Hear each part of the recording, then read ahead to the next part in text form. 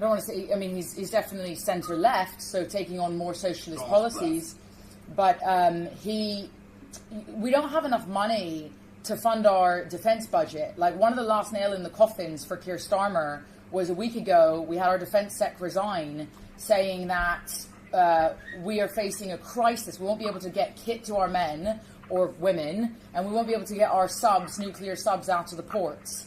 And unless you're going to cut welfare, for example, we don't know where you're going to find that money, and that's not a stance that Burnham has taken. By the way, just Burnham hasn't been a fan of Trump, so that will be interesting to see if he's going to change his tone on that, but certainly hasn't been buddy-buddy, which Keir Starmer was trying to do, and ended up going pretty terribly for him, because yesterday Trump posted on Truth Social that Starmer was going to resign before Starmer even said anything. And in this country, that was taken terribly, because we look at it as an American president interfering in domestic British politics, which obviously Starmer had reached out to tell all of his allies that this resignation was coming.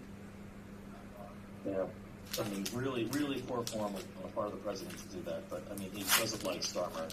The subtext to all of this is whether or not the Labour, which has embraced the Muslim community, which has embraced immigration primarily from Muslim countries, and this sort of dramatic religious and cultural shift that's going on in Britain, whether or not they're going to moderate their tone with respect to that, and you know, and that's like the third rail.